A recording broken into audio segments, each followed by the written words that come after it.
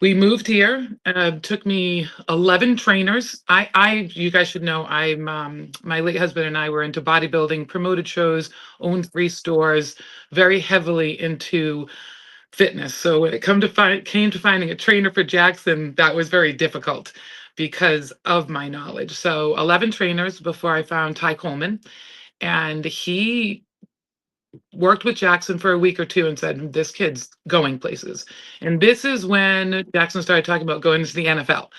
And I will tell you right now, anytime I had mentioned the NFL, I'm not going to name names because anyone watching this is going to know who they are. I heard, don't feed your son pipe dreams. You should just be going for a scholarship. You're setting him up to fail. So I ignored them all. Jackson started off as a quarterback, went in AYS, and then you really have to be a quarterback. I don't know if anyone's going to argue with me, but bring it on because it's a fact. You name one quarterback that's young that his father isn't the coach, which is fine. So Jackson ended up tight end and on the D line. He was tight end and D line through AYF. And then once we got into high school, transitioned right where he said everybody said he would be, which was on the D line. He in June of his freshman year, going rising sophomore, they call it. I wasn't aware that that's when the training process starts. We can get into that after, but long story short, once he was a rising junior, I realized I was behind the 8 ball severely. A lot of people think it's senior year, and that was a big smack in the face because it is not senior year. You are very late if you do it then. So we found a position-specific trainer, Val Barnaby. I started taking a deep dive into what it takes to get a college scholarship. And this is where I ran into more obstacles. There wasn't a single person and I do mean this, not a single person that supported the fact that we were going to go D1. All I heard is everyone thinks their kid's D1. Everybody thinks that. And again, pipe dreams, and you should settle for D2. My son's dreams are something that I turned into goals. So in May of this year, Rising Junior, I realized we needed to get a Twitter, we needed to hit some camps.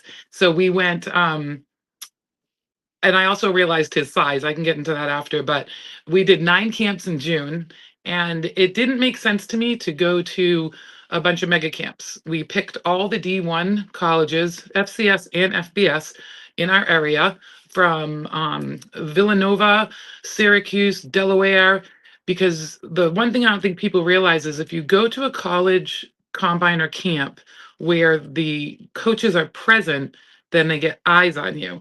This is when I learned that you really need to be on a list that we weren't on, but Jackson is an extraordinary athlete, so he did get the attention that he needed. Once I realized that this is another thing that people don't seem to understand is, especially older coaches, I'm saying that carefully, the recruiting process. What is older? Well, I'm 56, so I can call anyone old that's over 50. You're okay, Dave. Dave, you're okay. You're okay. Dave's just gauging it off of whether or not you're gonna consider him old. So that's you're okay, That's Dave. right. You slide in That's under right. the radar. You're good. Good. I'm sorry. Good. That's okay. So what I found is that there's still a lot of recruiters out there telling you to send mass emails or join this platform and join that platform. So what I realized, I've been a social media strategist since 2015. I've been trying to find my niche. I've done everything from candles to diets. I've done everything. And I realized that this really is an exposure game.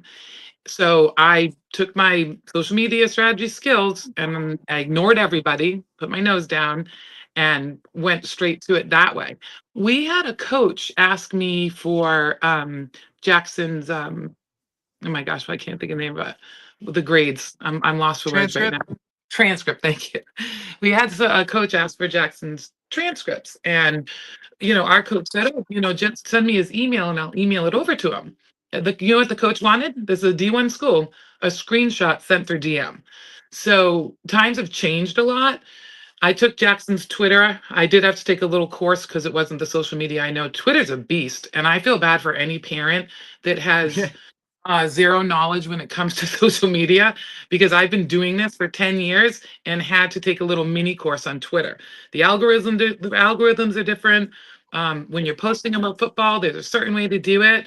But I took Jackson from a brand new Twitter, the middle of May, to he is just shy of 400 followers, and every single one of them is football specific. They're either a coach, another player, high ranked players, because that's super important, or recruiters, because I've hired a couple of recruiters because I wanted to see the insides of it. So I thought that was worth my money.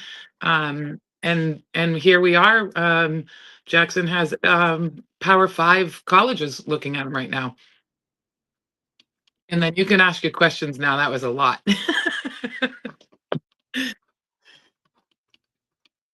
Oh, Dave, you're on mute. He's 2027, correct? He Is is. that what he is? 2027.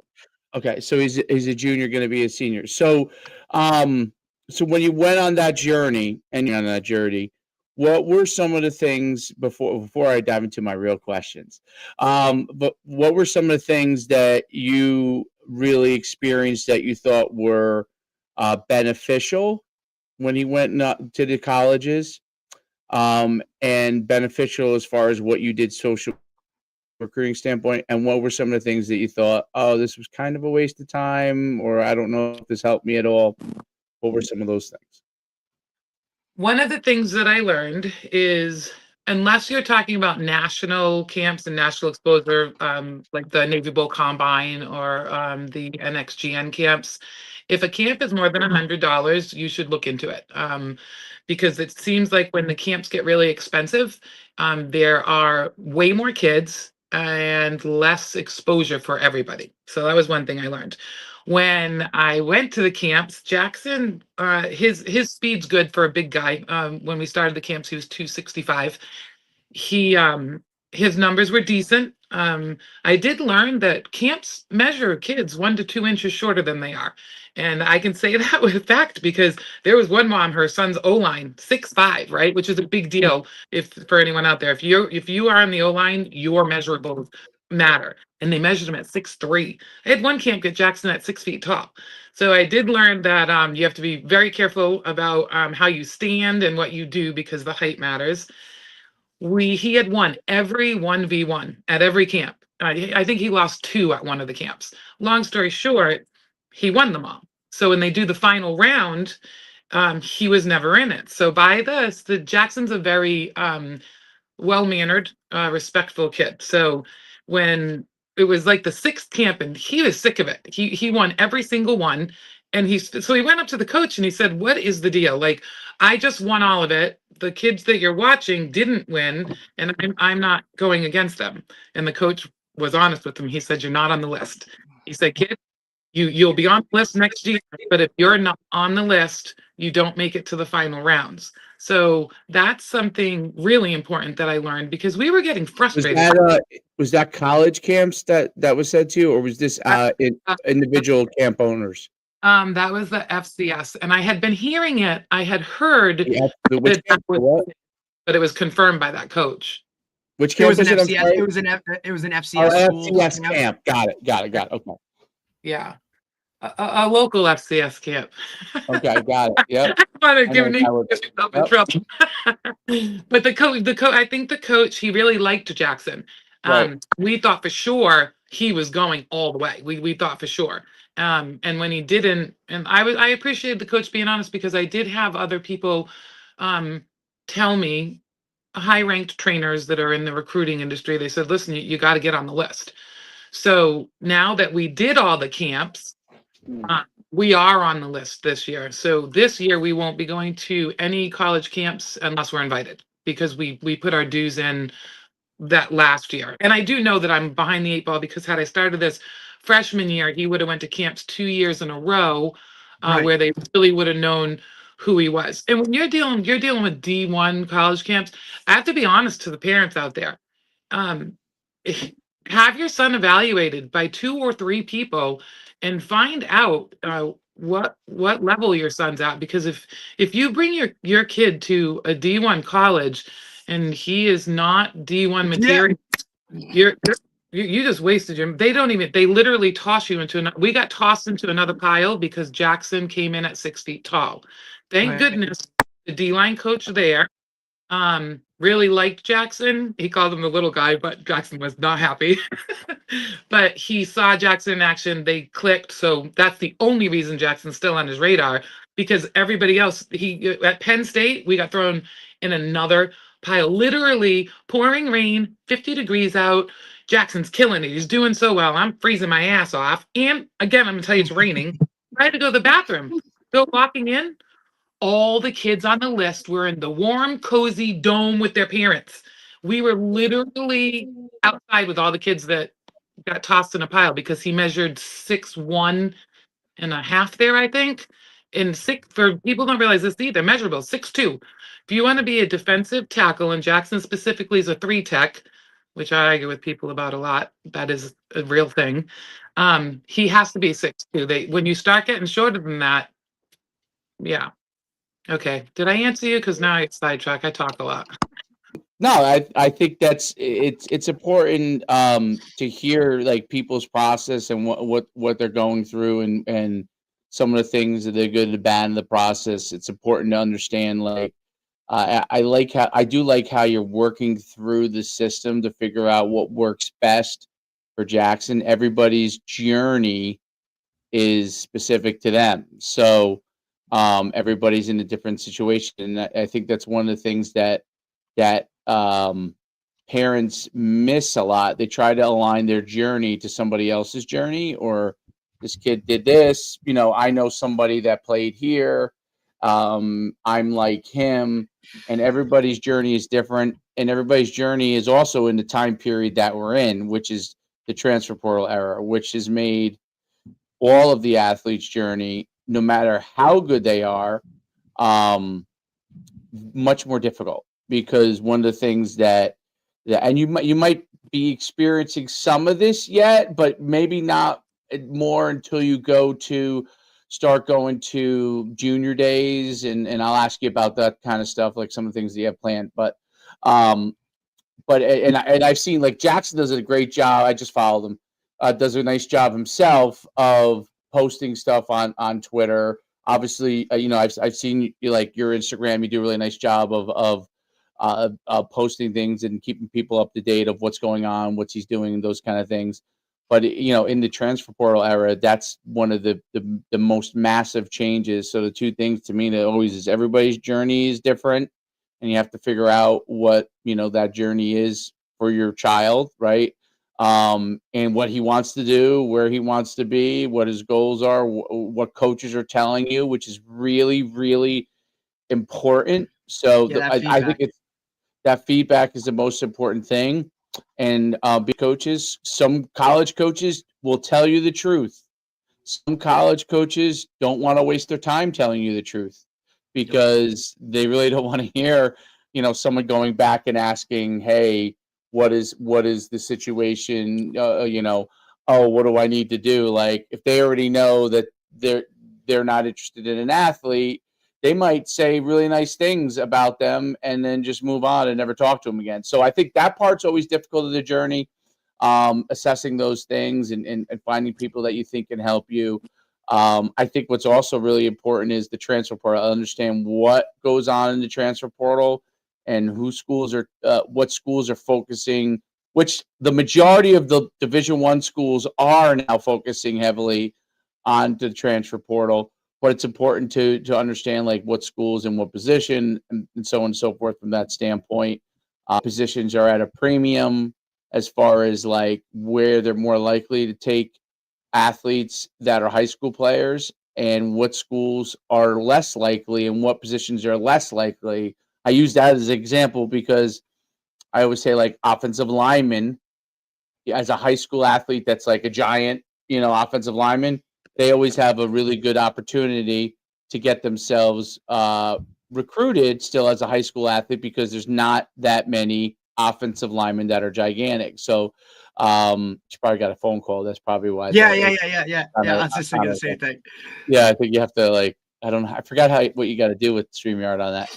But I think that that's an important thing. And then the other thing with the transfer portal that's really, really critical is to understand, okay, do they value the high school athlete? Because that Right. becomes an important thing. And that's all levels too. I mean, one FCS, Division 2, Division 3, because some places do, some places don't. So I think those things are really important.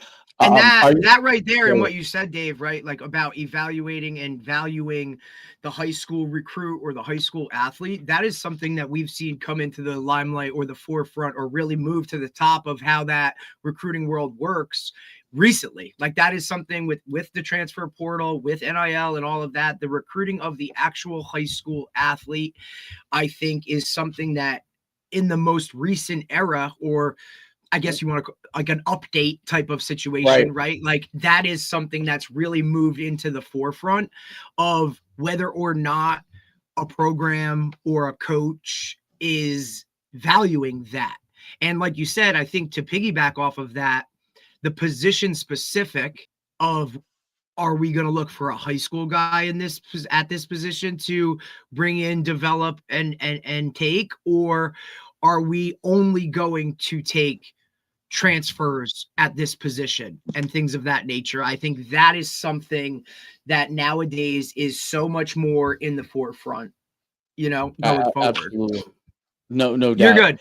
Welcome back. You probably got a call, and that's what I think that's what happens. My daughter and I thought I had I'm fortunate, but it's a pain. But all my 4 daughters call me almost daily. So I tried to decline it. It didn't work. Yeah. I can't remember. We've had this happen. I can't remember what it is that has to be done with, because we've seen this happen. It's on there now. Oh, that's what it is. Do not disturb. Yeah. Put it on. Oh, okay. Yeah. There you go. For next time, right? Because this has happened a couple of times. We're like Very now we're adaptable.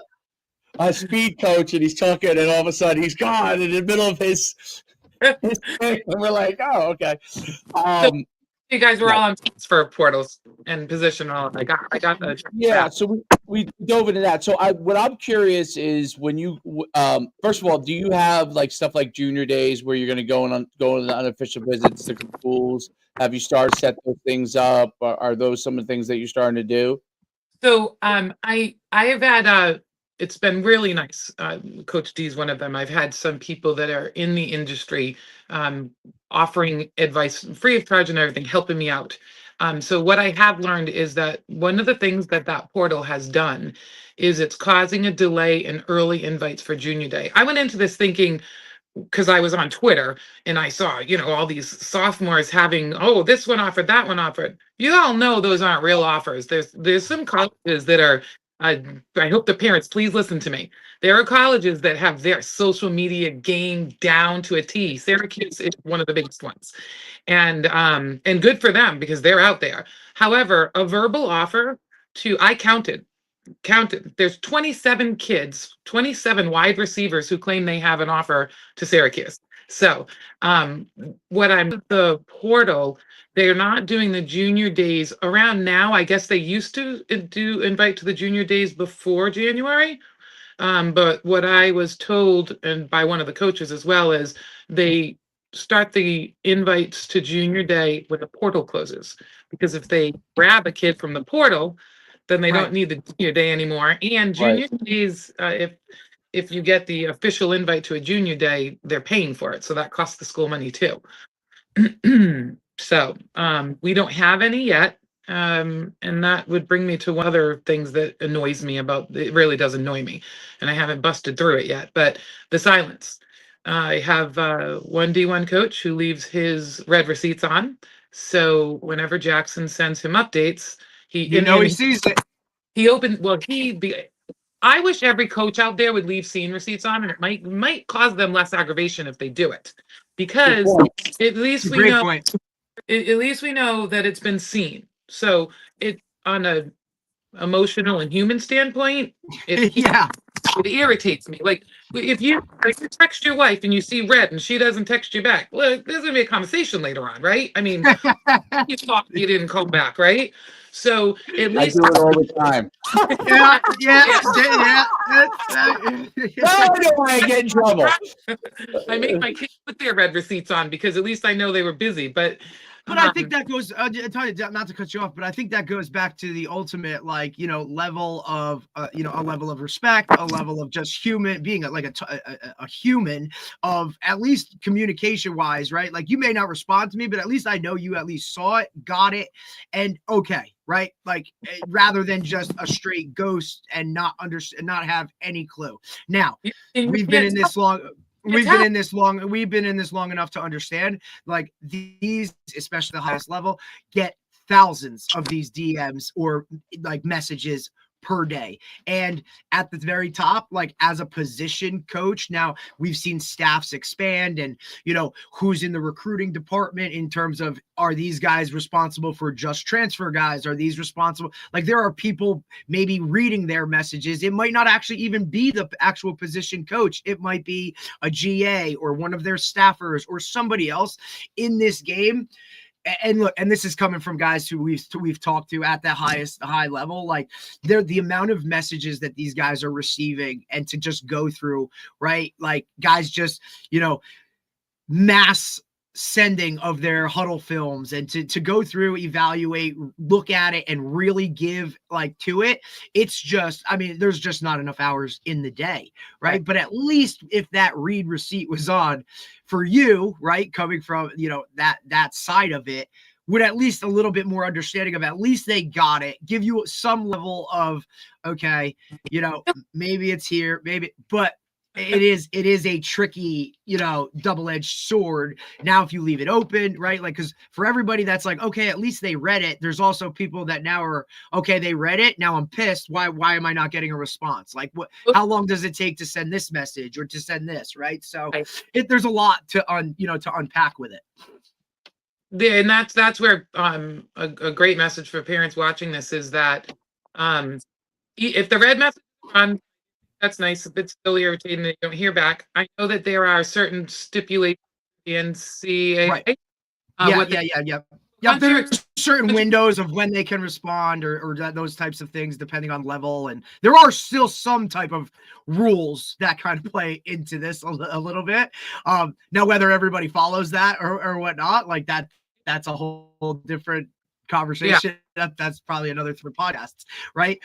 Based off of that. And you'll see that as you kind of move through this entire process of, who's answering, right? Is the person answering the actual coach, or is it like a GA or a staffer or somebody else who's assigned to the recruiting world, right? It's just, every staff does it different. Every level does it different with, the parameters of, whether you're an FBS school, an FCS school, a 2, a 3, an NAIA, JUCOs, like, look, prep schools are now in this whole mix of, with eligibility and all this kind of stuff like coming about.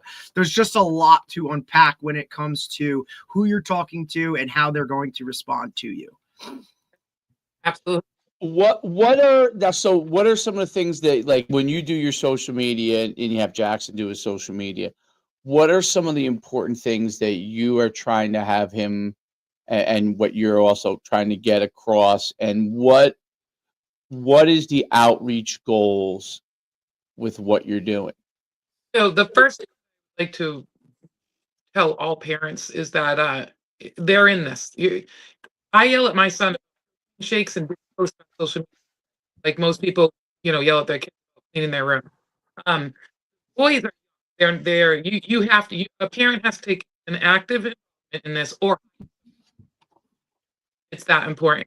What's really important is that the reason my Instagram, Football Mom 2027, is because it's an easy platform to see everything Jackson's doing. On Twitter, you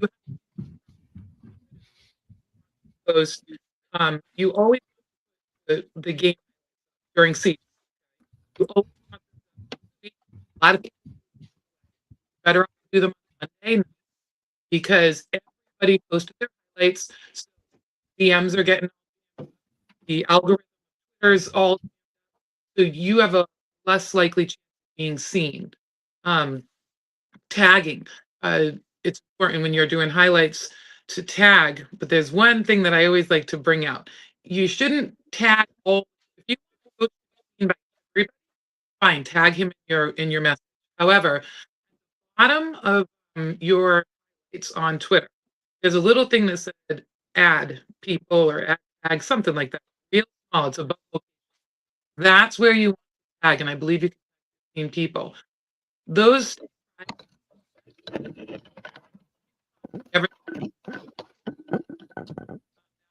see the list, but coaches in general, they all out there. You can tag. You also don't want to tag all the time because the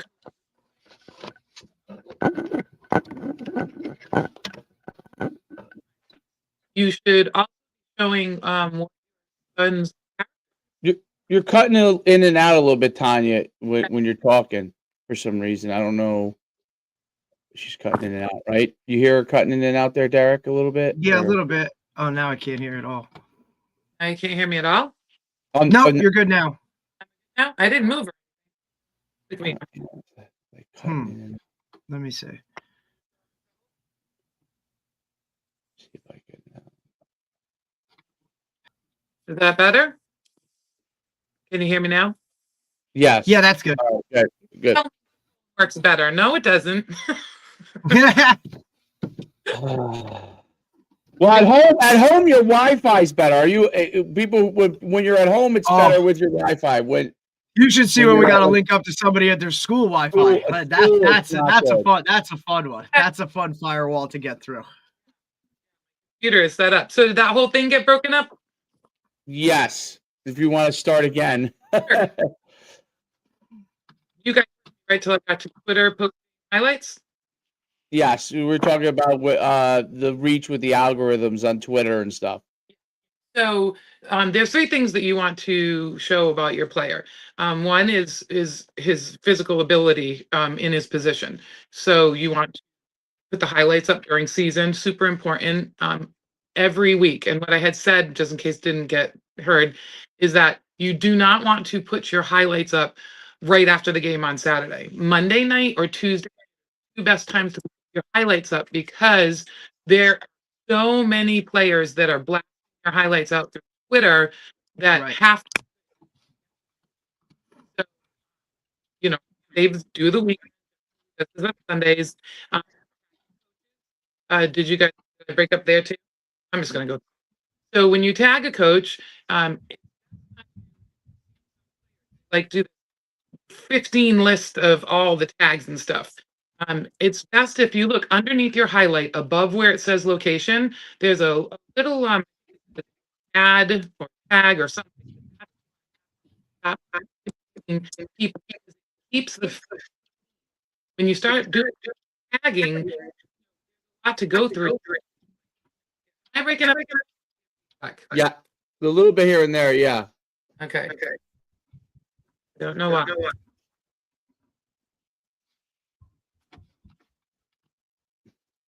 Okay. I turn my microphone back. Still breaking up. Maybe try and go back out and go back in. Yeah, let me see. Let me see if we can just do this real quick. Oh, try that. Yeah, let's take her out and then put her back in. Let's see if that might be. I don't know. All right, let's see now. Is that good? It's weird the way it just died. Yeah, there you go. Okay. Can you hear us? You don't want to fill up. You write your message in bullet points, like just some highlights, like how many tackles did you have, or yards did you run, whatever you're do. Keep that short. Put the tag. If you want to keep coaches, you have to scroll 2 thumbs up to get to the next message. Right. And get those 3 top posts in them. The other thing that you want to always do is it's really important. Coaches want to see that off the field, not just like practice. Now you have to do it. Do it. What are you doing? Are you training? Are you on the field? Are you with a trainer? You got to get weekly. Yeah. Times a week on you. There's no those 7 times a day because your goal is for a coach on Twitter page and get what Right. Jackson's page, and Jack is JAX2027. It's coach friendly. It's ridiculous. As soon as I get stuff on there, I'll repost what's important. Your first 3 posts are the most important. And then and then it's important for them to know what your character is like. Your personal, to an extent. If something's happening, Jackson volunteers for the Challenge Flag, which is children that here play football. That goes up. Right. But he put his mother's post to me. He even around me on Twitter, and I say, "Oh, you do that?" No, because coaches care about the relationship that a player has with his family. Because when they recruit a player, they're recruiting family. You're Yeah. saying, or what? Listen, you can't do that. Everything has to stay coach friendly when you're posting it on Twitter. It's vital. It's so vital. Yeah, I mean, I think that there's a lot to unpack there. I think one of the things with Twitter is it's basically the messaging tool that a lot of coaches uses, and that's what they're utilizing to interact. Instagram's a lot more difficult to interact for coaches, because especially with minors, they if I follow. If I have to, that person has to follow me for me to be able to message them. I have to be able to follow them. They have to basically accept it with minors in order for that to happen. So allow me to message them. Sometimes people don't know to turn their messaging on, those kind of things. And what basically has happened there are coaches that use it, but they more use it to look than to interact, right? Yeah. It's more of a looking thing than anything else. But Twitter is really the tool from that standpoint. It's also used as a gigantic filtering tool for them now, because it became an avenue for them. At first, it became an avenue for athletes who we're going back some time, but like 10 years ago, it was really the athletes that were on there and utilizing it for their messaging really had a huge advantage, because of huddle links and all that stuff became big.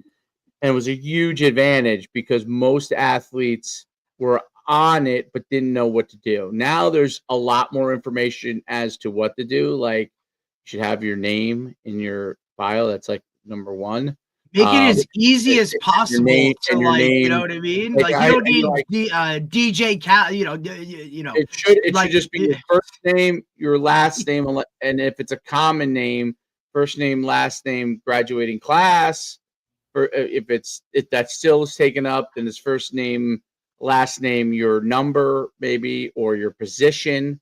Okay, those kind of things make a difference in the identification, because as someone who does this, okay, I type in the name of a kid, all right, and I type in the name, and if they don't come up, I don't even look at it. I don't waste any more time going on it. I'm like, I can't find them. I'm not doing it. Because it takes that much longer. You don't have that time. You have to go through a lot of athletes to figure out the ones you want. And that's what made that's what made the transfer portal so valuable for college coaches. So if you think about it from a database standpoint, there are databases of athletes all over the place. This recruiting service has one. But this guy rates him. That they don't value that. What makes it they value the database if it's filterable. That's where the value is, right? So, I don't know. Red Zone, right? They write an article on kids. They write an article on people. That's great, but if it's not, if they have to then go behind a paywall to do it, they're not looking at it. So they're making money on the front side of it, but if they have to go behind a paywall to read an article, they're not going to read an article. So like with the red and the other ones too, just I want parents to be warned. Some paid platforms are. If a paid platform is very good if like you're paying for something, if it's free and open and easily searchable Yes. for the college coaches. So they think, some of these services think that the best way to do it is to charge on the front end and then charge coaches on the back end. That only works if you have a truly efficient matching engine, which there isn't really one right now. Okay, so NCSA has tried to do it. It became like more of a D3 thing because college coach, there was too much information being passed and forth, back and forth. As AI improves, that will become a thing. So it may not be for Jackson era, but it may be 2 years down the road. It's coming. Like I built something myself that I would say is like 70% good, but it's not where I want it yet. So, but that's coming. Like I could see, like I'm like, okay, that's correct. That's correct. That's not correct. So, yeah, I'm sorry. There's what, can you still hear me? I got feedback again. There's a scam. People after this is I get very irritated. I always protected bullies when I was younger. If a platform's telling you that you can fill in their template and it's going to go out, like I know for a fact that there are 2 platforms that have it set to spam. Every email that the parents think they're sending out to a coach, if somebody is hire a platform, like you're saying that you have one going 70% where you want it. The coaches, the business partners, whoever created the platform, does not have direct contact to coaches. Your messages that they claim, because this is why parents join. They think that they're going to template and send it out to coaches, and that's how they end up seeing these people. It does. I'm not going to tell you that it doesn't. It absolutely does. But like in my situation, I've been supporting Jackson on one income, and there were 5 of them in the house at one time. Right. Money is precious. I don't have $25 to waste. So I'm glad that you brought that up. Like, I love them because they've done great promotion. But Jackson also, the gentleman, the writer, and the evaluator, Jackson stays in touch with him like he would a coach, always letting him know what he's doing. But then you get to now go read the article. Well, you can't. Why not? You're not a paid member of that. So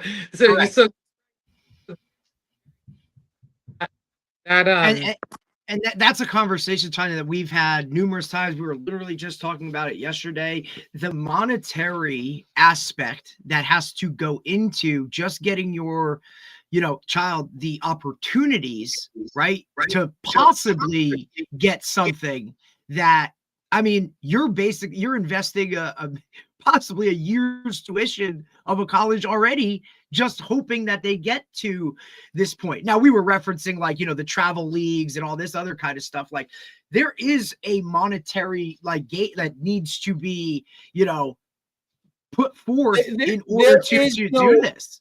So one of the things I tell parents this all the time, because I don't know if you know my background, but like I basically invented the original combine space for the good and the bad of that.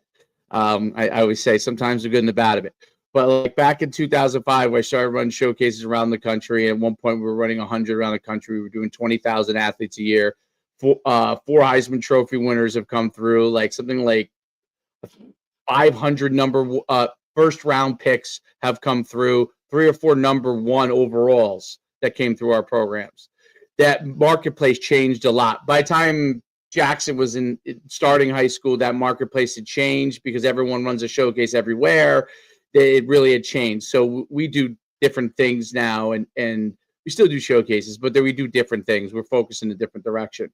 But one of the things that I learned about all of this stuff from a recruiting standpoint and dealing with not just college coaches at the highest level, like there's probably a guy on every staff that I know.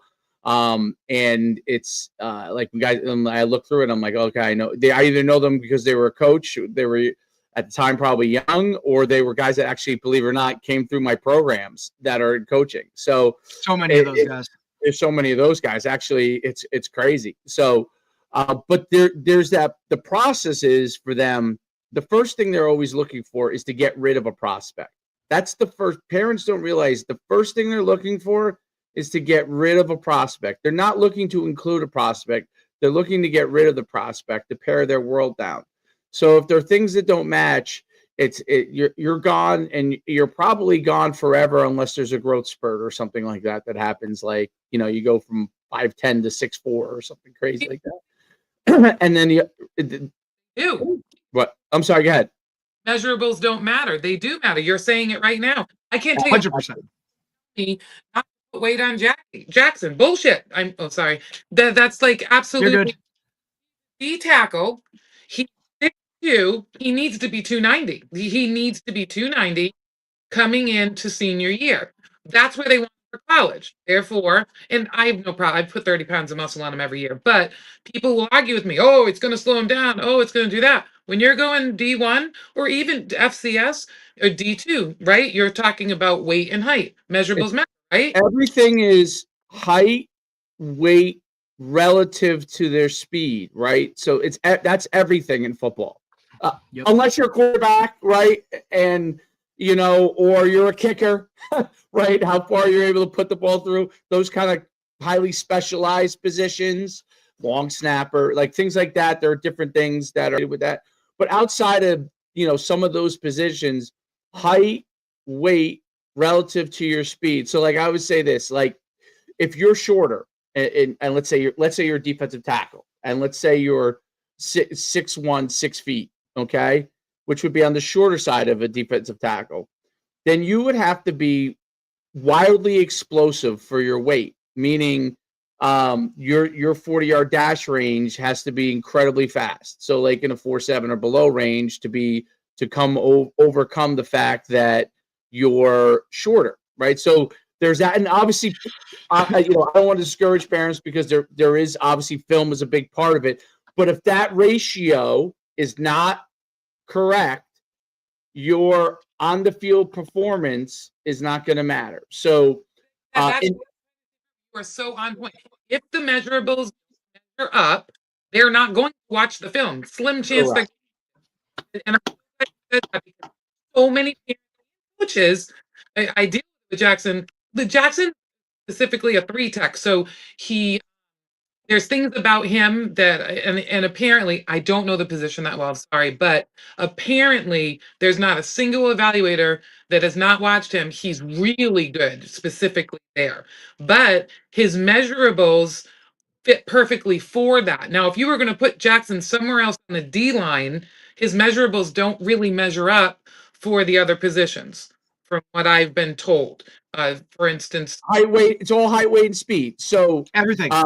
right. So even at 3 tech, depending on the speed and explosion, and I haven't watched anything, so I don't know. I know the name because I live in the Shore Conference, obviously, and I know he's a really good player, but I haven't watched any film or anything like that. So, but the height, weight, speed to the so if someone said to me they were 6'1" or 6'2" and 290 and they play 3 technique, I would say they're big enough weight wise, borderline height wise, and then I would have to know how fast they are speed wise, because then the next question would be, if the speed wasn't good enough, I would actually say that person's better going to 310 pounds and playing nose guard, right? So or 1 technique. So that becomes it becomes that game, and it's really, really it's discouraging for a lot of parents, because so many times you see a player that's really, really good, and you say, this guy is like, I don't know, best player in the Shore Conference, right, at his position. And the first thing you go to is you say, hey, he should be a Division I player. Well, then when you go down south, because, I played at the University of Connecticut, and we have a big network of guys that do a lot of things that played at the University of Connecticut, and now they're all doing a lot of podcasts and all this different stuff. But what's really interesting, one of our really good friends does a trench warfare podcast, and they do O-line and D-line, but he was a D lineman in the NFL, and he played for a while, like I think 5 or 6 years in the NFL. Julius Williams, and he played, and he's down in Georgia, which is like the fastest growing fertile ground for football players, specifically defensive linemen. Specifically defensive linemen. Okay, O linemen it's growing rapid, but specifically defensive linemen. And what's interesting, and he goes on, if you ever pull up, I put a few of the episodes on my show, but one of the guys that I do a podcast with does a podcast with him. They're both UConn guys. One was an O-line, the guy was an O-lineman. He does the podcast with Julius, the D lineman. And they have a committee of guys, literally each week that come on and they break down film on players. A lot of them are players from their own like training group. And then a lot of times it's players that people that reached out that they do a lot of like virtual D-line training, like they send them programs and stuff. So they bring those players on and they show video and all this kind of stuff. And Julius Williams, who played a boatload of years in the NFL, told me one of his greatest frustrations is that a lot of great players that he has do not get recruited at the level that he even thinks they might be at. Mm-hmm. And this is in a state where it's a plethora of defensive linemen. I've seen film on some of these guys, and I have to say, I am like, wow, these guys are good. I believe, and we talk about this all the time, that the transfer portals had a huge effect on those players, right? So it's really, really a difficult thing. But a lot of parents, for example, like in New Jersey, they realize that in today's world, they're not just competing with the Northeast. When I went to University of Connecticut, and even when Derek played, okay, which is about in college, which is about 10 years after I played in the 90s. 51 years old, by the way, Tanya, just in case you wanted to know. So when I played, schools in the Northeast had a footprint for the most part, and they recruited regionally. Okay, and then there were national schools like Notre Dame and Penn State. Even Penn State recruited mostly regionally. They would be Pennsylvania, New Jersey, Ohio, and then down a little bit into Maryland and Virginia. That's changed. So Rutgers recruits nationally. Everybody recruits nationally. Monmouth recruits nationally, right? And what's changed so much, and which is what's very deceptive for a lot of parents and very hard, it's not communicated to college, because they'll all say, our footprint is the 3-hour radius. Yeah, until they go into the transfer portal and there's a player that they can grab, right? So, but what I say all the time about it is that you're not just competing against the best players in your area or your state. You're actually competing nationally in most cases at the highest level. And that's what makes it very difficult. So you could be literally an all-state player and not be recruited at Division I level if certain things don't map out, right? So that could happen. And it's really, really important to understand that part of the process. I think you're doing an amazing job. I would say, of like, the thing that you're doing best is investigating the areas that could help Jackson succeed, right? Yep. Get to where he wants to be, because that is the hardest. Like some people who have a lot of money, and Derek wrote up a great point about this. Football used to be, and basketball used to be this too, okay? Football and basketball used to be the sport that you really didn't need to have a lot of money in order to go and play and get an opportunity to get recruited. Baseball, lacrosse, which your son, I think, played, right? Or I don't know if he plays anymore, but used to play. On shot put. Okay, so you just track them. All right, so but lacrosse, injury risk for me. Right.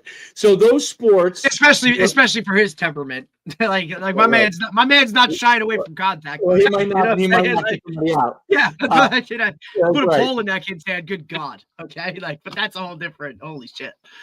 But yeah, so what basically ends up happening is that those sports created a model that which really squeeze out most lacrosse and baseball and softball and some other sports like that, have created a model where basically if you're not spending a certain amount of money, you're gonna be up Schitt's Creek. I mean, And that's the model they've created. And college coaches, they made it easy for college coaches just go to their certain situations. That wasn't the case for a long time in football and basketball. Basketball, you can show up at an AAU place that had 1 million college coaches.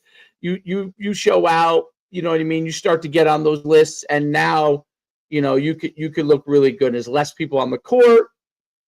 Football was heavily used in the high schools, right? So the high schools were the predominant part of it. You could go to a high school coach, get that information. That changed. They don't value the high school coach's information in the way that they used to. Okay. There's a lot of reasons for it that really have nothing to do with the high school coach doing anything wrong. It has zero to do with them doing anything wrong. It has to do with the speed of their process and how fastly they can get information. And for me to sit down with Derek and spend a half hour with him, spend a half hour with another guy, do this 25 times over the course of a week is going to take a lot of time to get to a lot of people that I don't even want anyway. Okay. Yep. So that's what's changed that part of the process.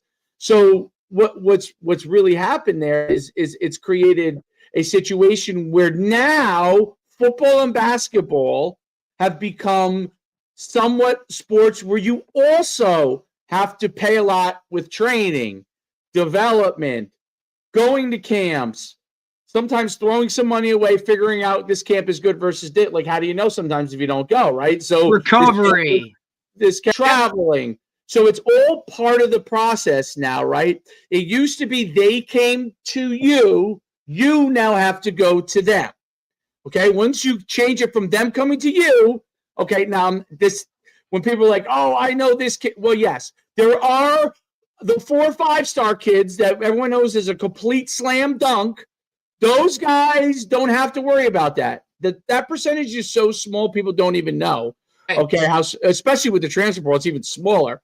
But that's what's happened. So when the process changes from I come to you, because I always hear this, and this part was bullshit even back in 2012. You're going to get discovered, and by the way, college coaches say this. Okay, college coaches, some that we've had on, you'll get discovered. No, you're not going to get discovered. Like even at Division III level, like if you don't show up at my campus on TCNJ, I'm probably not going to recruit you. Okay, so that part is bullshit. That's complete and utter bullshit. They will find you. That's like going into the woods and trying to find, okay, the tennis ball that you threw 10 years ago into the woods. That's what it's like. I threw a ball into the woods 10 years ago, and there's been debris and brush and everything, and now I'm going to find that tennis ball. Okay? So you have to go to, once you go to them, like you talked about, you start to get on the list. When you discover that, oh my God, we were behind the 8 ball. I got to go to these. I got to go to them. I started going to them. Sometimes you wasted money, probably. Okay. Sometimes you didn't, right? But that's part of the yeah. Wow, it was awful. But anyway, sorry. No, unfortunately, that's part of it. Like, unfortunately, that's part of it. Yeah, it is. Like you have to like so, and because this is where to it too. So this game, we call it a game, right? Because it's the game outside of the game to give your kid the opportunity, has changed so much, right? And even and you can talk to Dave because he's been in it longer than I have, but within the last year, 2 years, 3, like it has changed the most probably ever in the history of recruiting and whatever in those years. So many parents, right? Well, let's start. So many high school coaches, one, then you add parents, they're still going at this like it was a year ago, 2 years ago, back in the day, or how that process is.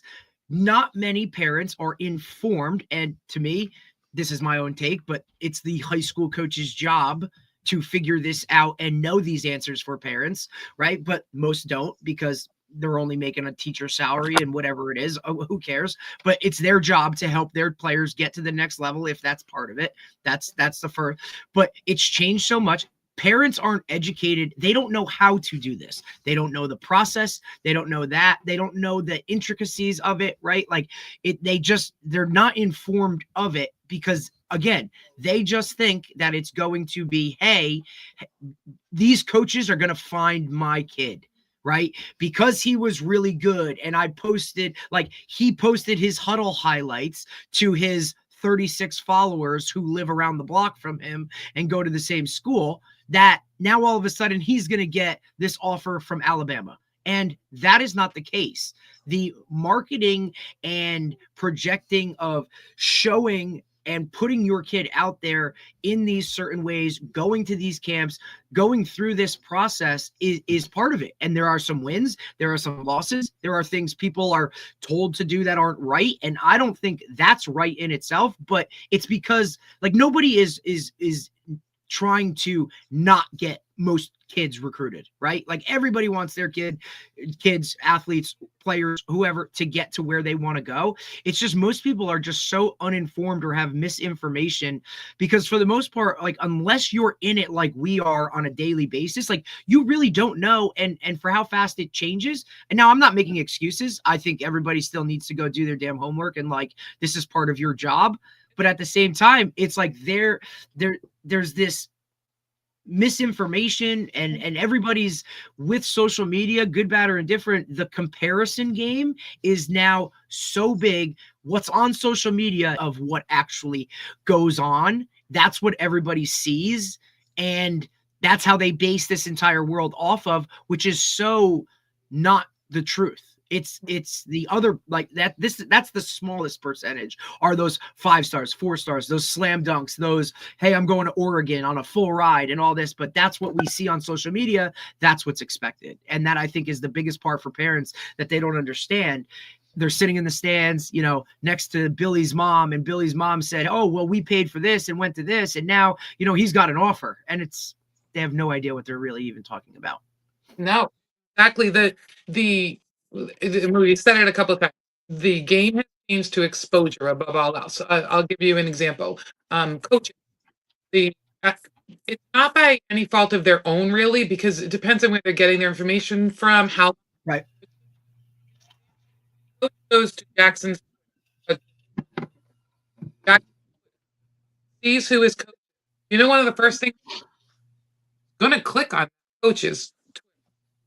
He goes there and sees nothing, or sees player.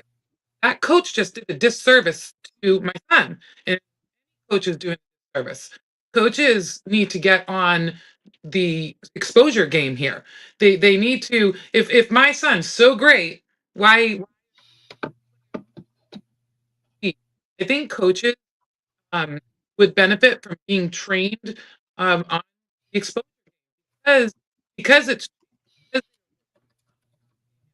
the local. I love that you had talked about being local and national. So I went into your media very much because they seemed partial. There's just kids, D-line and O-line, and I will tap myself on the back for this. I have Jackson, the most incredible D-lineman. The kid's a D-lineman. Like, D-linemen do not get exposure, but I knew Right. that. So you can be a local hero. Listen, he got first division in one thing, and then someone put him on second team, and then some kid that didn't even play for the season was player of the year. So parents have to be very careful when they're paying attention to local exposure, because it's bias or what it is. But my point is, I had unintentionally have a star player that I really help with exposure. Once I explained myself, the coaches were fine. However, when I talked about exposure, I meant national. Nobody knows what Shore Savages is outside of New Jersey. Nobody knows what Shore Sports is outside of New Jersey. And even if you go full New Jersey, there's a lot of people that don't even pay attention to what the Shore is doing. So you have to step outside of that. Your kid can be he can be the star of the Shore, the star of whatever county you want to talk about, right? But then Georgia is a perfect example, because I don't know if you know this, on purpose. Because if he truly is a Power 5 recruit, then he better hold himself against those kids in Georgia, because that is where it is. One of the ones, it's growing, but it's a new All-American game. he got put on second team. I, of course, was pissed. My son just says, Mom, it just means I have to prove myself. They don't know who I am. Don't worry, I'll be starting. That's my son's mentality. But it'll just go to show you, even before we walk in the door, he's from Jersey. They don't know who he is from a hole in the wall. And he's on second team immediately. Then an NXGN camp. And rather than I decided to go down to Georgia because I know that the competition is going to be different. Just like when it comes to stars. Everyone will tell you stars don't matter. That's bullshit. Can you make it with stars? Sure. But if you have just 3 stars, the attention that you get, because the media outlets you want to get involved are 247. What's the other one? On 3. I don't know them all that well. On 247 is the one that's really like is the big recruiting from what I've Dave, learned. you're on mute. You're on mute, Dave. No, you're good. On 3 and 24/7 are Right. the Used to be rivals, but that's used to be kind of- rivals kind of died a little bit, but the stars thing comes first with offers. So that's one of the things that people don't realize, that like until you get offers, they're not giving you stars unless your dad was uber rich and he paid somebody. Okay, that's the only way you're getting stars. which happens. And Which happens. and you can listen, and these other places, there's like you can outside of On 3 and 24/7 Sports, for the most part, anybody else that gives you stars is probably like just for your own Oh, I've seen that. feel good. And there- Okay, Stars next to a kid's name, and I'm thinking he didn't do like any. And then I look, yeah, there's a recruiting company that, and it'll say this There's a lot- next to it. there's a lot of them. So they're playing. Those guys are playing like the exposure game. They figure, you know what? I get that they're doing that part of it. They're paying. They're writing whatever article ranking a guy. They're trying to get people on people's radar by doing that, and then hopefully they get recruited. Sometimes it works, but most of the time it doesn't. But the true stars really come from when you get offers, and that's when you'll be on 24/7 or On 3, right? So that's an important thing. And if you think about it, because of the transfer portal, stars don't even matter. And nobody cares about stars in the transfer portal. There is no stars. So Right. it doesn't matter what Because for stars. the most part, those slam dunks or star guys aren't the ones in the transfer portal, Yeah, right? but the Or- three division, there's 3 Division 3 players, one from TCNJ, by the way, Mhm. that are gonna, when they hit the transfer portal, are gonna have opportunities pretty much wherever they want. Okay, and they're Division 3 players that have probably never gotten a star ever from anyone, but they are gonna hit the transfer portal as soon as that opens up, and those 3 players will have their pick of where they're gonna go, and they're Division 3. Okay, they're one's a bullet, like ex-track kid. The kid from TCNJ is a tight end. He's 6'5", 240 pounds. Will have a chance to get drafted if he does well. measurables. Measurables. There was one other guy, I can't remember. I might have been a receiver also. So those are like the 3 top players in Division 3. Not top players meaning like I don't know if they were the best players in Division, but the Right, 3 they guys, might not have the best stats or any of that type I of doubt stuff. they do.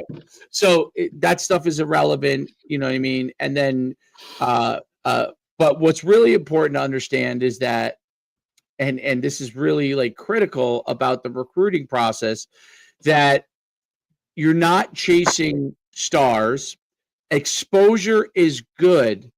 Relationship is what gets you the offer. So exposure is trying to lead to a relationship, some relationship. Until you get, you could do all like you could expose all you want until you get to the point of relationship where that athlete then begins to be able to have a relationship, meaning that obviously they're interested is really the first side of it, right? That's when the relationship begins. Once that relationship begins, where that relationship goes, does it move towards an offer? Does it not? Those kind of things. Do they like you? Do they not like you? Do they think you're a good enough player? Are you on their board? How far on the board down are you? And so those things become, once that relationship starts to happen, because you can expose to thousands, you could build relationships with hundreds, but you're only going to end up with a few that you have true opportunities at from a relation. So the relationship then forms into an opportunity. So it's a funnel. It's Yeah. literally a funnel. But the first, right, like most people haven't even done that part. Exposure, which leads to a relationship, which leads to an opportunity, right? And that's really what it comes. Then you figure out whether that relationship's strong enough that you want to take that opportunity, or whether they want to take the opportunity with you. Everything in between. But that's really the funnel that how it works, and it is exactly the same as if you were trying to generate business. Okay, right? In order to get business, if I wanted Tanya as my customer to pay a lot of money to be able to be with me and do business with me, whatever that is, I have to find thousands of Tanyas that are interested in my product, and I'm interested in doing business with them, to get to hundreds of people that I might talk to. That becomes 4 or 5 opportunities that is with me. And it's the same exact process. The product is the athlete, the product is the university, right? Those two products have to meet and be able to work together in order to put the on the field product together. And what's hard for people, especially parents, very, very hard, because you love your child. I have a child that's 10 years old that plays football. And by the way, I am that football dad that has my son as a quarterback. So, it's at least it's not 100% of the time though. Like Dave does have other guys that do it, and they do it. He does it right. He does it right. He does it right. I wrote what it is, 100%. Yes, Derek thinks he should be a defensive player anyway. So and that's where he does play. He does play defense. So, but it's that's his money. That's really where it all goes, and that's really an important thing, because as parents, the hardest thing is to look at your child, okay, who you love, and figure out, is this a packaged product that someone else would like to buy, right? And that's the hardest thing, because that's really fundamentally how college coaches, they're never going to say that. They're not, because obviously it doesn't make sense. But how else could it be that a guy, Jedd Fisch, who was an all-state tennis player, okay, didn't play a lick of football. He's a Washington coach who may be the next Michigan coach, but he's one of the candidates at a few different places. Fantastic football coach. Never played a lick of football, okay? GA'd with Steve Spurrier back in the 90s and moved up from there.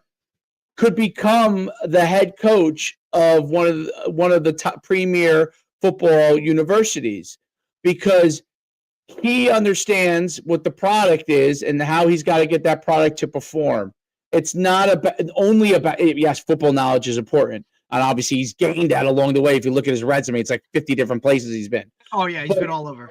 But he understands that product. Sometimes a guy who didn't play football understands that product better than people who are in football. He understands it's a productized business, and he's got to be able to get the products that he has and the product that he puts out on the field, the players and his university puts out on the field, has to be good, right? And that's so hard for parents to understand. It's hard for me to understand, okay? And that's not it's always been that way to an extent, but it's never been more out is now. And the greatest thing is this podcast with Busting with the Boys, where they brought in Ed Orgeron. He'll say anything, okay? And Ed Orgeron talks about, so good. Someone asked him, because he's been out of the game for a few years, if he came back as a head coach. I think some guys have entertained bringing him in as a head coach.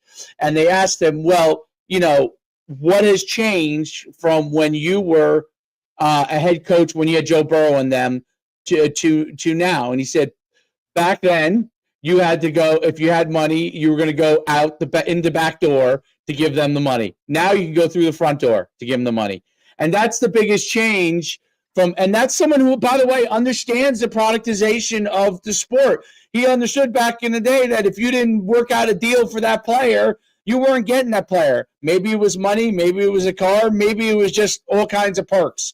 Now you can put the money right in their lap and say, here's what I'm giving you, okay, and do you want it or not? All right, and that's obviously at the extreme levels, but it goes all the way up the ladder. A Division III coach might be able to offer academic money, right? And that might be what entices you. Obviously, at the highest level, they're offering real money that you're actually going to get to play. Because that's coming. Watch. Well, what's that? Say that again. Investors, big. So that's already happened. So the University of Utah just signed with a private equity firm. They're right? going. So They're in final talks. Final Right, talks. Right. Watch. Private equity will be in every single university in some form or fashion, and they will sell shares of that athletic program in order to grow it. Because what does it come down to? It comes down to money, right? So now, if University of Utah gets a $500 million infusion into their athletic program because a private equity firm buys them, okay, or a portion of it, maybe they buy the majority of it or whatever it is, and they're able to sell shares of that private equity group to private investors, that brings in a ton of money. Now they could not just upgrade facilities, but now they could pay infinite amount of money to the players that they think should be better. It's even better than an NFL team, because an NFL team is limited by the rules. Yeah. I'm sorry, say that? Have to start paying. Is it over at Mission? Yep. 10 and 20 million is what they're paying. Yep. You come to the NFL and you get a 4-year contract with the NFL. I mean, you're same almost. What they're going to, just like defensive tackles. I'd love to get into the NIL. There was a time we were lucky to get 200,000. Do you know that defensive tackle is close to $1 million now a season? Absolutely. It's a prime time position. Depending on the level that they are, absolutely. So there's not. I mean, the quarterback from Michigan is thinking about going into the portal. He's got $12 million over 4 years to come to Michigan, and 1 year later, he knows that his value could be that he could go more if he goes somewhere else. Yep. Because I actually just learned this last night. The reason that some of the colleges like Michigan, you'll see the transfer portal because they'll negotiate plays before somebody else. Because in question, I just read this last night. It's up for an NIL contract with a new company right now. They want to sign him with parents. If you pay for nothing, you pay for camps, you don't pay for training, they pay for it. NIL company you and tells you it's going to cost you this, this, and that. They're full of shit and run, because that's not how it goes. If you go into the portal, you can no longer play at that school. I was reading an article about D2 kids, 65% of them have nowhere to play after the portal because they went into the portal and now they can't go back to the team. Is that a rule? No. So the school does not have to take you back. Right.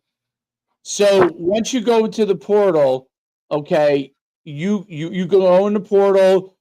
A school may pick you up. If a school doesn't pick you up, there are kids that are allowed to go back, meaning they'll say, okay, if you go into the portal, we'll welcome you back. Actually, Jim Mora did that last year. It actually worked in his favor. He allowed a bunch of guys jumped into the portal to see what they could get, and he allowed them to come back. I thought it was a mistake at the time, but it actually worked in his favor because there was the receiver who's going to be a first, probably not first round, but he's going to be a mid-level draft pick, like mid-round draft pick. He was entertaining. He went out and visited Michigan, and then he decided he was going to stay, right? So a player sometimes, now the risk obviously is that player may go, but it worked in his favor. It worked in his favor. And they're, depending on your situation, it could work against you, it could work for you, but they don't have to take you back. Jim Mora did not have to take him back. He did not have to say, yes. He could have said when he went in the portal, you didn't get what you like, sorry, that's it. So there's a bunch of players that are in the portal, they're stuck in purgatory, and usually because they expect, a lot of times when they're stuck in purgatory, it's because they didn't play, they went into the portal, and they want to either stay at the level they're at.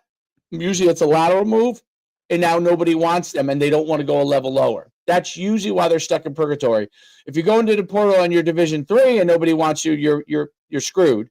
But Right. but 'Cause there's nowhere else to go. there's nowhere else to go. I mean, I don't know. You can't go back to high school. So there's nowhere else. Division two or above, that's usually what happens, that they think if they didn't play, this coach screwed me, whatever. I'm going to the portal.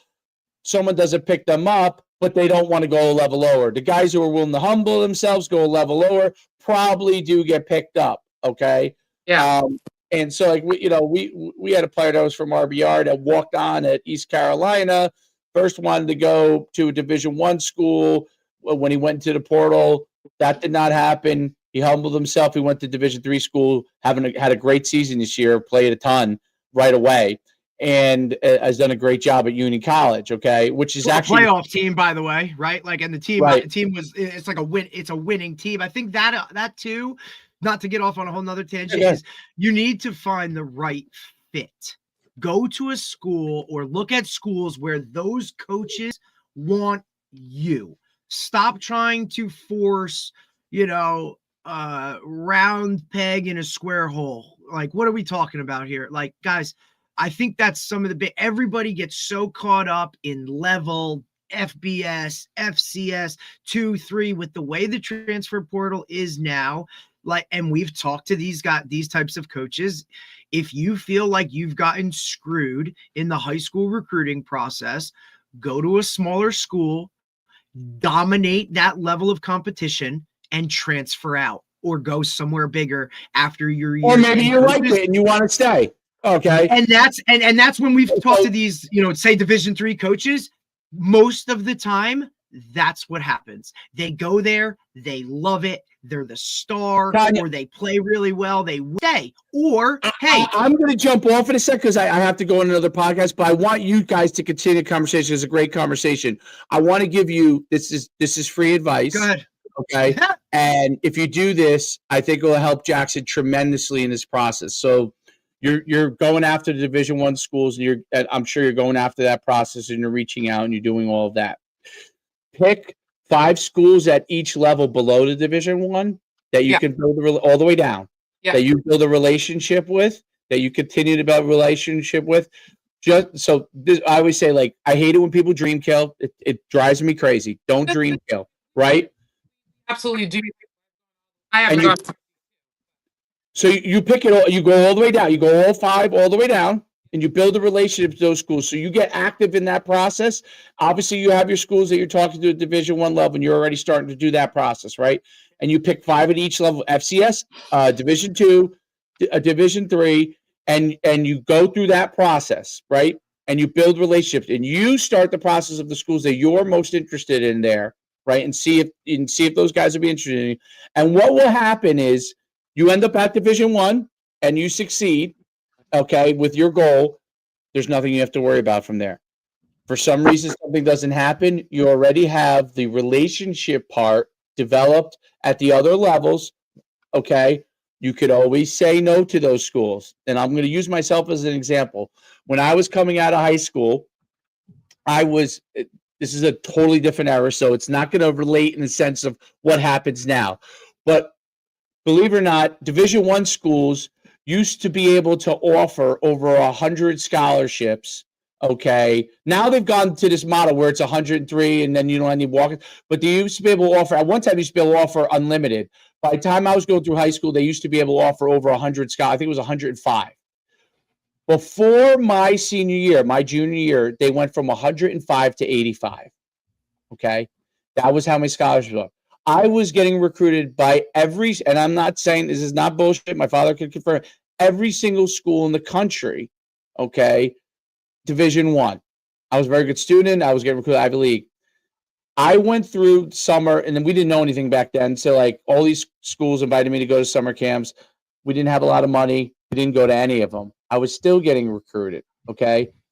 Summer ends, and I'm going through the whole entire process. And this is when you could get scholarship offers at the higher levels late. That's how it was back then. Senior year, most of the scholarship, it completely changed. But this is how it was back then. And then, so what happened was, I went through the whole entire process. All of a sudden, it's like November, and I haven't heard anything. Nothing from any of the schools I was talking to. Well, it turns out that if you were talking about the 100, the drop in the 20, I was a borderline guy. Okay, that would have been a Division One guy had it stayed 105. I didn't have anything at this point.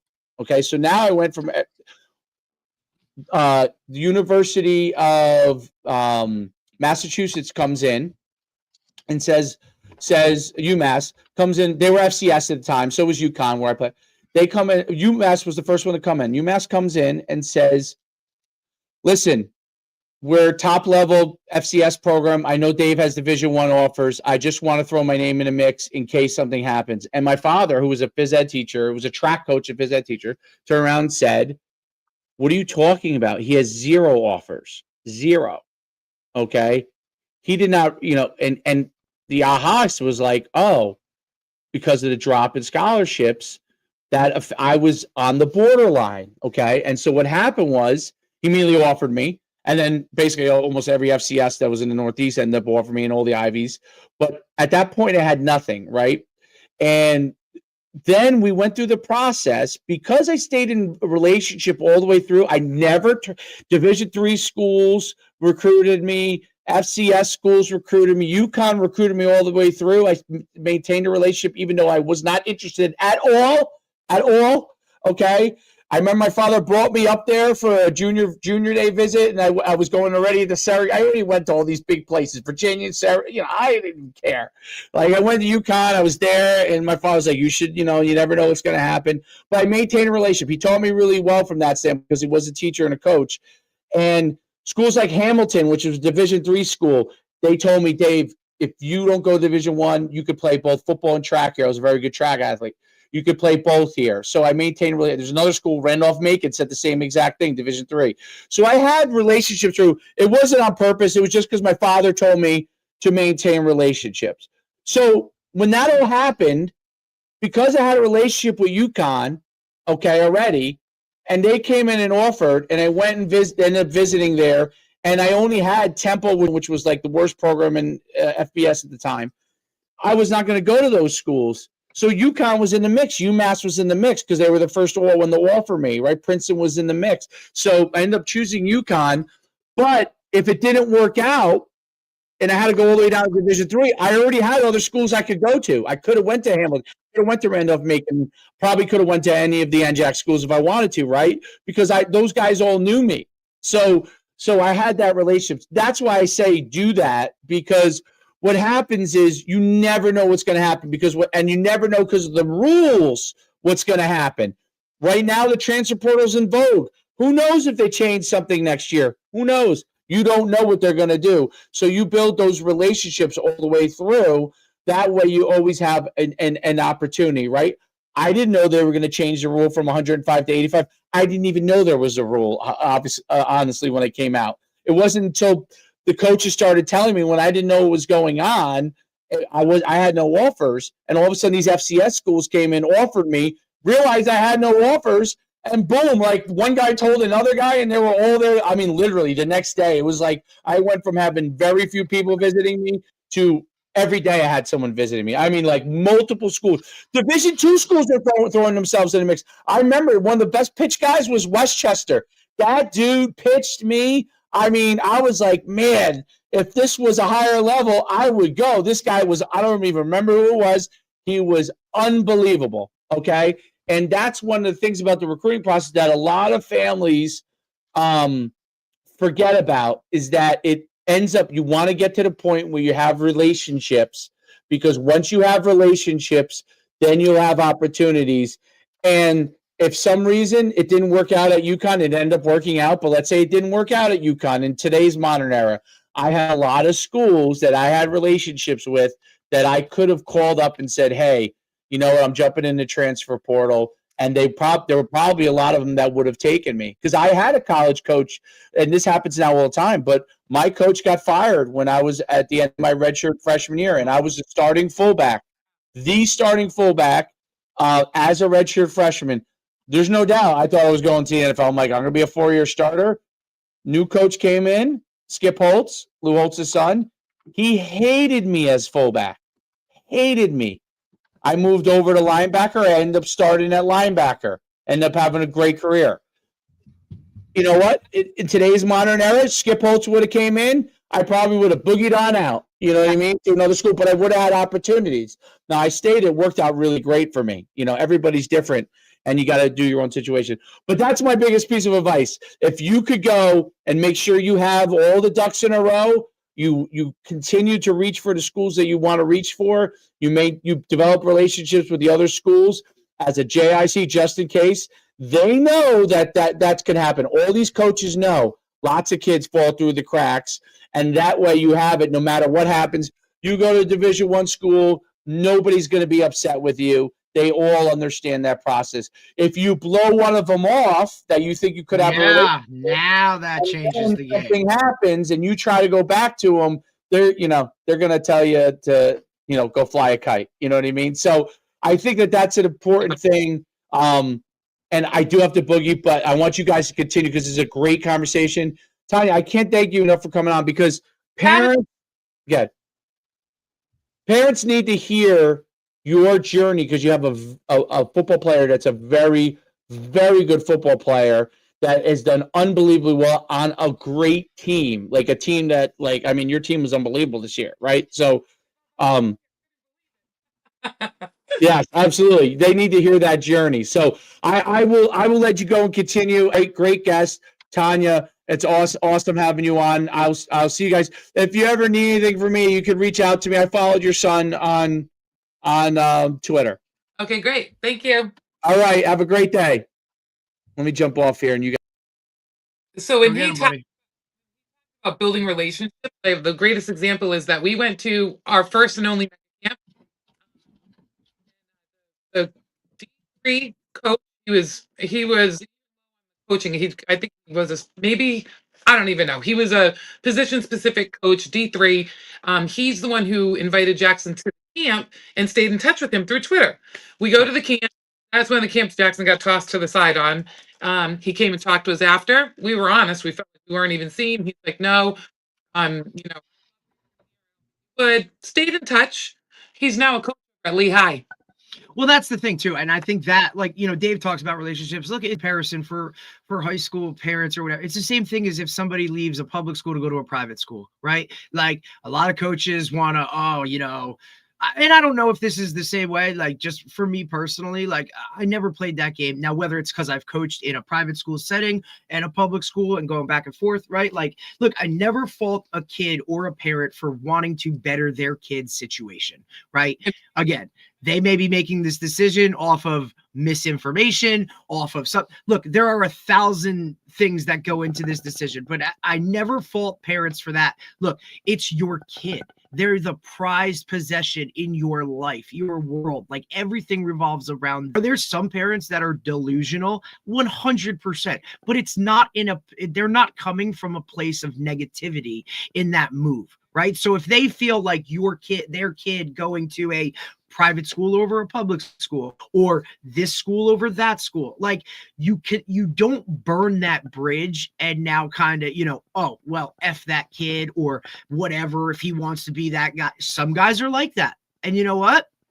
I don't know. If you can put your head on your pillow at night, looking negatively or speaking negatively upon a 16-year-old kid, then dude, like, okay, that's your world. That's how you want to live. All right. That's not me. Look, hey, buddy, good luck.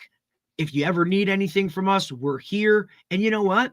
At the college level, this happens a lot more where they went to a situation, they're not okay with it. Well, guess who the first coach they're going to contact when they're looking for something else or they're in that portal is going to be? It's going to be the guy that was, receptive and communicated and was okay with, hey man, like I get it. You want to go there. And look, even from my own process of, getting recruited, like, look, I went to a small Group 1 high school in North Jersey. I was an undersized safety receiver type guy, wasn't very fast, right? Now, statistic wise, I was above a lot of guys. And when it came to accolades in terms of all state and all this, I had all of that. But guess what? I didn't have one offer with any money for anything, right? And, My goal personally was to go to the highest level I could at a school where they had the major that I wanted, because that was going to be the key to my world. Was I wanted to do something where it wasn't work, right? So I was going to try and set myself up for that. Happened that, and it was the last school.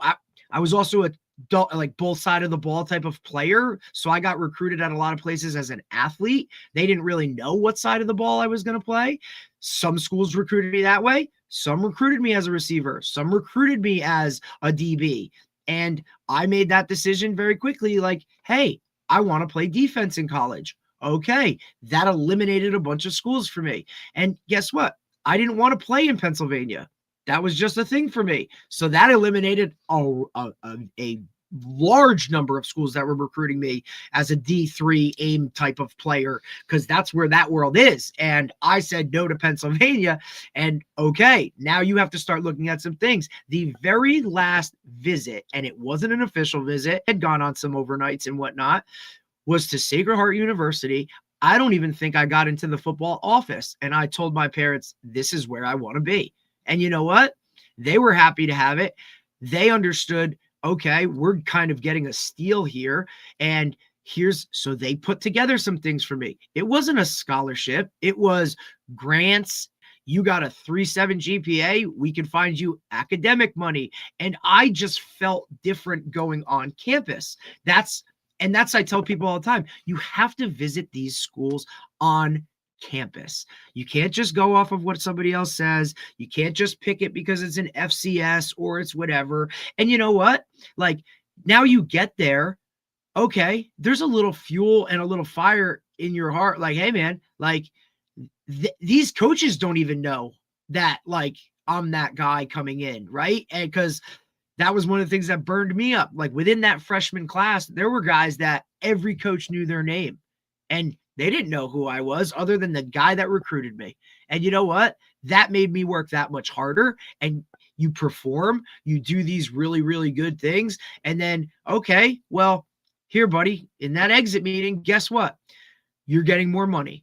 And here's what it is. And now here I was going to go back to a school that was $45K a year. I had gotten half of that already. So I only paid half my freshman year. And because I performed both on and off the field, athletically and academically, I was going to go back, and that next year I would have only been paying $10K. You know what I mean? Like, so there's things in this process. And look, obviously it's changed, and look, everybody's story is different. I ended up transferring to a Division III anyway, right? Like, you know, I lost my cousin to leukemia. We knew that was going to happen. So I needed to transfer home and be closer to be around him. And a D3 school literally called me, probably illegally, right, and said, I heard you're home. Would you like to come and play? I understand your situation. You know, you have verbatim of like, that comes first. Look, greatest decision, you know, it was a decision that at the time for me was perfect, right? There wasn't a transfer portal. I didn't know the world of like, hey, I'll just take a semester off and go back, whatever it was. I came home, and look, it's created a network and opened my eyes to a lot of things, because here's the other part. I played at a Division III school, Montclair State. And you know what? I played with players that were better there than they were at FCS at Sacred Heart, just because of these situations. Kids nowadays, and for you're doing such a great job of ultimately marketing your son and putting him in the right situations and educating not only yourself, right, but, you know, others around you. Because if people aren't looking at your stuff and asking you questions and whatnot, like, they're cuckoo for Cocoa Puffs, right? Because it's just such a different world. I think people are always fearful of asking questions because they don't want to look a certain type of way. But would you rather, you know, go about it negatively and whatever, or ask the question and look stupid? Like, and it's something, I get it. I totally understand, because we're in a world where, you know, everybody wants to be fit into a category or look above others. But look, understand that for the most part, everybody wants to help, but sometimes that information is the wrong information. So you need to really do the research on the people you're asking these questions to. Go directly to the sources. With social media now, like, you can talk to anybody about it. And the more people you talk to, you're going to get a different response from everybody, right? But the most that align is probably what it actually is. So take that and then continue that process. But it's a difficult one, and it's strenuous, and it's a lot of freaking work. And I tell my players, like, dude, like, if you want to get to the level that you say you want to, you need to work just as hard on that side of it as you do with your training, with your play. And that is only to give you an opportunity, because nothing is guaranteed. You could do all of this stuff, quote, by the textbook that's written in pencil, by the way, right? Like, this is all, like, everything changes, or we can go back on it and change things. But this is only to give you an opportunity. You could do all of this, quote, right, and still not get exactly what you want, because that's the percentages that are the smallest. But again, like I said before, it's what we see the most of, right? Yeah. 3% of high school football players play at the next level. Yeah. Irregardless of money, what level, 3%. Do the math. Like, and football is a really, really, really hard thing to do. You're practicing more than you're playing.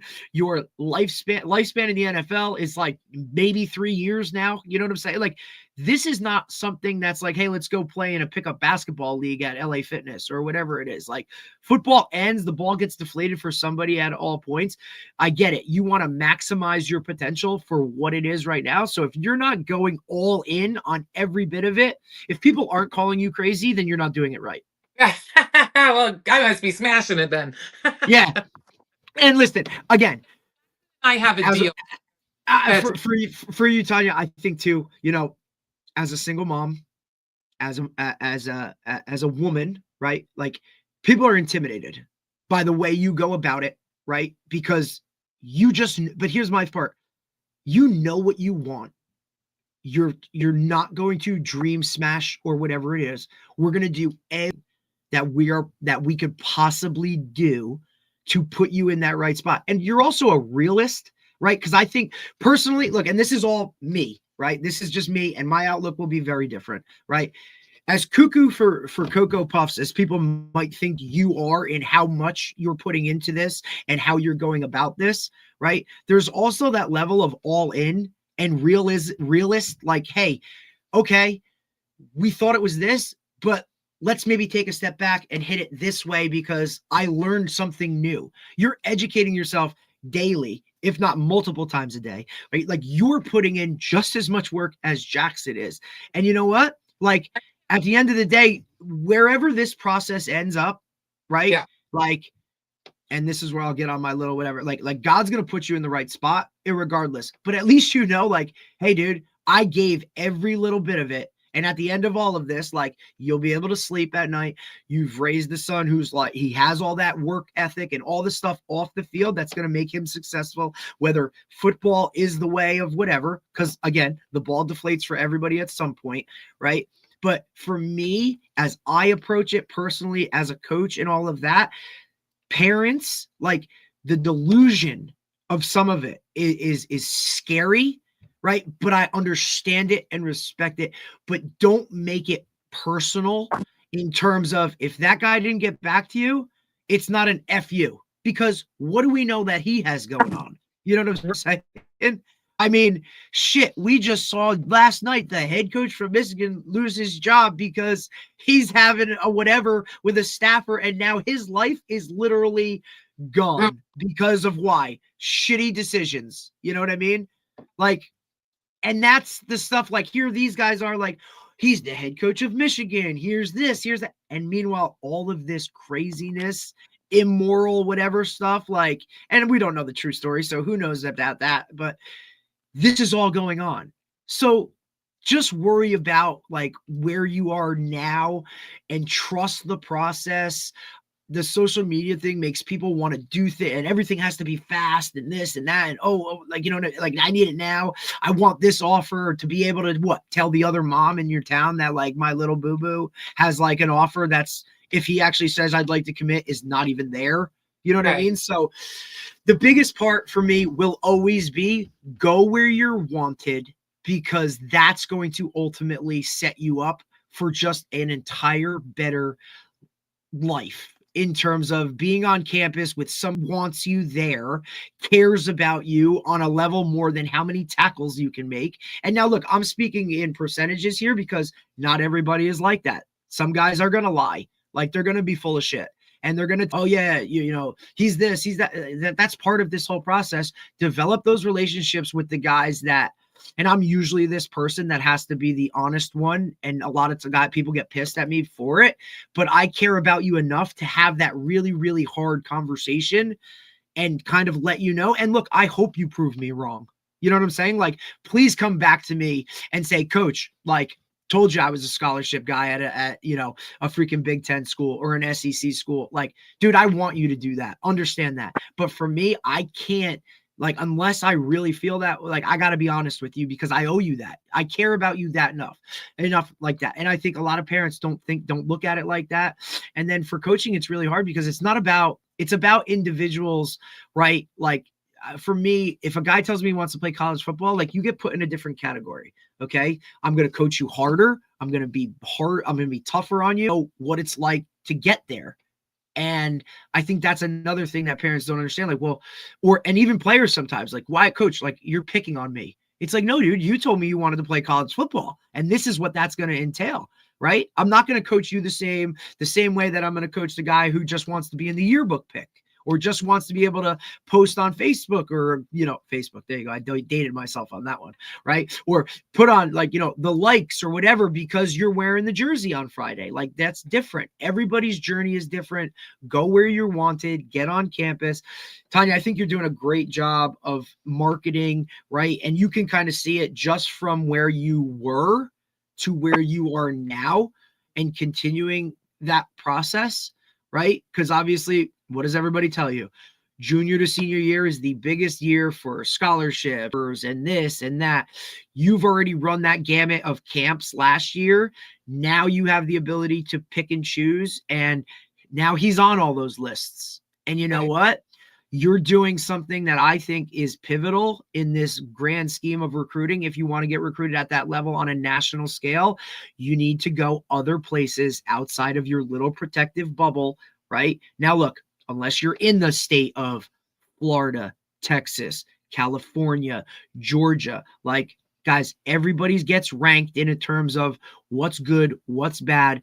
New Jersey, maybe a top 10 football state, maybe, right? Way better than Massachusetts, right, Tanya? Way better than Massachusetts, but, and no offense to Massachusetts, right? No offense, right? And look, I don't throw shade at anybody. I have really good friends that are coaches at high level programs in Texas, in Florida. It's just different, guys. It's different. The makeup of it. I mean, look, there ain't many high schools in New Jersey that have first block of the day is football. Like, so in other, like, where you live geographically sometimes already puts you behind the 8 ball in terms of getting recruited on a grand scale. But I think going out with the ability to go to these camps and measure up against some of the, quote, top guys on these lists, right, and see where you stack up. And I always wanted you guys to look at it. I know I got a lot here, but I know people need to really just stop worrying about everybody else around you and just worry about you and how you perform against a clock, the guy you're going against one-on-one. And then, like, look, coach always gives that information about, like, pick the schools and whatever. I have my guys do the same exact thing. Like, dude, yeah, we want a school that's like, everybody's going to be like, dude, you're never playing there. But you know what? Like, that's the goal. And then if it doesn't work, we'll work backwards and we'll check things off, right? Just like coach said about coaches, give me a reason to not recruit you. That's the biggest thing, because they want one less guy on the list that they have to take, 30 seconds of the first 2 plays of the highlight tape for them to either say, okay, that pile, or let me watch another 30 seconds, right? That's the biggest part of it. I think you're doing a good job of that, learning that whole world. look, I have to look at it wearing both hats here too. Like a lot of guys want to bag on high school coaches for not getting people recruited or not understanding that. Like, guys, most assistant coaches, right, don't love this like I do, like Dave does. Like we've made our lives surrounded by a sport. And a lot of people aren't like that. Like they're just in it because hey, I teach, I might as well coach. They don't know enough to like or care enough, and it has nothing to do with your kid personally because I'm sure they want them to get recruited and do really well, but they're just not vested enough to go and understand the recruiting world and you know, go to a showcase on a weekend to just watch kids or whatever that is, like where some of us have, right? So it you know, Camps to watch him. Yeah, when he was younger.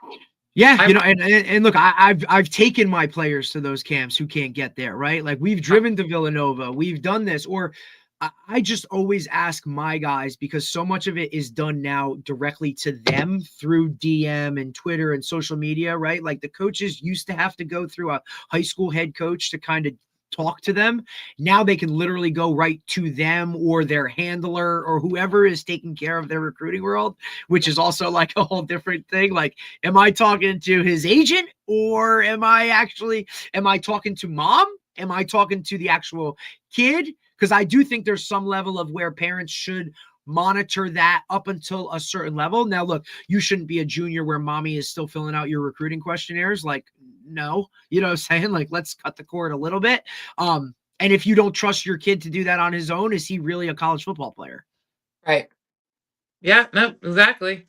And I think too, like the one thing too is like you said it so great. Like if I'm recruiting a kid at that high level, I'm recruiting the family. I'm recruiting mom. I'm recruiting dad. So when you show up to an on-campus visit and you're in pajama pants, like these little things freaking matter, right? If I had a coach one time. He goes, dude, the fastest way to get a guy off my radar is when he brings his high school girlfriend on a visit. Like, okay, you know what I mean? Like, rule 101, dude. Like, don't be, you know, so it's funny. But look, the more you talk to these guys and network within it, like it's such a good thing. Dave and I are also a little different because we came from North Jersey, right? North Jersey to Central, if there is such a thing. Like I said, Dave literally set the market when it came to showcases, camps. I mean, he's very humble in that, right? Like letting everybody know. I mean, Marcus Mariota, Johnny Manziel, like these guys all came through his shit, you know what I'm saying, and have done really, really well. He was also an NFL agent for a couple of years, so he's seen that side of the business. And he's got an MBA. So business is he's never been in education. So he was a high school coach as a business person, not an educator, which is a totally different world in terms of that aspect. Look, it has been absolutely phenomenal. I've taken way too much of your time, Tanya. Anything in closing that you'd like to say or plug or whatever you need? Like this is your time. Yep. One of the things that because of everything that I'm going through, been through, and what I've learned, I really want to help other parents. So on my website, footballmom2027.com, towards the bottom, there's free PDF. Fill out their test. What do you know about Twitter? What do you know about Right. Instagram? You get some feedback. I have different options on how I can help parents. Some parents have hired me to do all of the social media, not run it, but set it all up. Other Good for prefer you. how to do it. But because money is a big deal to me, when people don't have it, so I've set it up that the mom who's working 2 jobs can afford the help, and then somebody that can afford more can do more. And Hedge fund guy. Because this is real. I was a little girl who didn't get invited to parties because her dad was a biker and we lived in an apartment. So I come from that kind of a background. So we are in the process of starting a nonprofit. It'll be called Jack's Nation, so that when Jackson's in the NFL, he'll have his own foundation, do whatever he wants with it. But what it's going to be to begin with is it's going to be for kids like Jackson, that if Jackson didn't have me as a mom, he'd be lucky if he was going to be going to a D3 school at all. I jumped in, I'm doing what I have to do, but will be pay for a kid to go to camp. I've been very lucky when he had talked about to not feel hurt feelings. When we leave Ty Coleman, because Jackson coach specific. I was crying. I was crying. I felt Right. so. And Al Barnaby, very reasonably priced, but I people have gone to Jackson and seen what he is, and they believe in him with me. So he helps. But there's people who can't afford things. So the foundation would be to help a kid that needs help with training. Maybe he needs those. I don't even know why the Heismans have them anymore. Maybe he can't get his own helmet. So we are in the process of doing that because I want to be able to give back. So if there's any parents out there, and you heard anything, you didn't know what it meant. You heard today, oh, he's not on the board. They're probably picturing a shuffleboard for all they know. Because I didn't even. Well, that thing too. Like I said, like it goes back to what we talked about. Like sometimes like just asking that question because you're intimidated within the room to not raise your hand and ask the question. Like there's 10 other people that have the same question but are feeling that way, right? So literally, I love it. I always say like it's like coaching in crayon. You know what I mean? Like guys hate it because the first day of practice, like I teach shit that should be like taught in second grade, and they're like, coach, what are we doing? And I'm like, dude, we're coaching in crayon right now until you build it up. And that's this whole world too. Like, and it needs to be a constant like an update on your phone, because that's how fast the recruiting world and shit changes. And if you're not on it and in it, right? Like even people that are like, hey, I had a son that graduated 2 years ago and we went through it. Well, it's totally changed. So you got to keep yourself up to date. Year mark, how much changed incredibly. So if anybody wants any help with the social media, has questions, footballmom2027.com. I relationships. If we didn't build that relationship, stay in touch with that coach. Now, of course, he didn't reach out to us. I want to make sure everyone hears that. We Right. saw that he was now coaching at Lehigh. Guess who's getting his first invite to a junior day in a camp? At Lehigh. That is a phenomenal, 100%. right? All Great because school. relationships. This is networking. It is a business. Yes, So- it is. And look, it works both ways, because as the new guy at Lehigh can say, hey, I have this kid that maybe most other people don't know about. And you know what? Like, here we go. And now you bring something to that new head coach, and then there you go. So it works to the benefit of both to continue and keep relationships. Tanya, thank you so much. Good luck with everything. Obviously we'll stay in touch, but if Dave or myself or anyone, can do anything for you, please let us know. Thank you so much. It was great to be on the show. Have a great Awesome. day. You too. Take care.